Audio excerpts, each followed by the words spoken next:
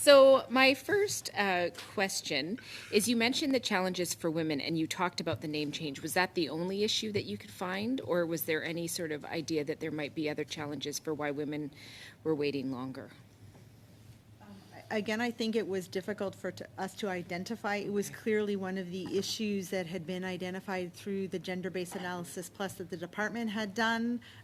We saw it materialize in the length of time, and they're trying to fix it.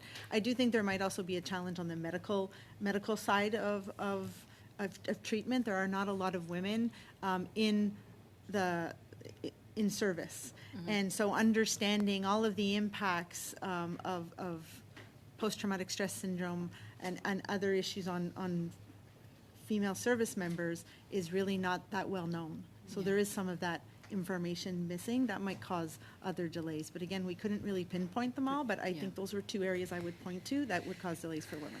The other question I have is, in your time there, do you know how many files that were processed were denied? Do you have that number at all?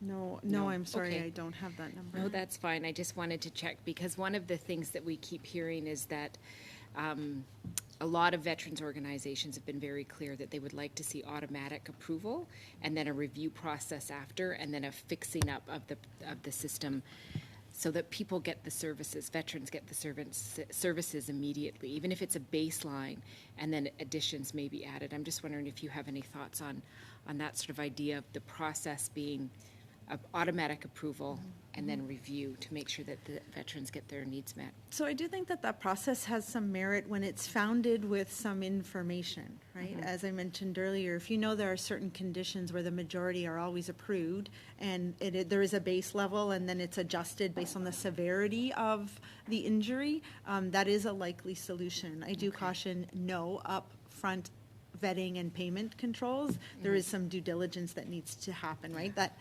no upfront vetting comes with a cost of a need to make sure that you look at it in a fulsome manner post payment. Thank you so much.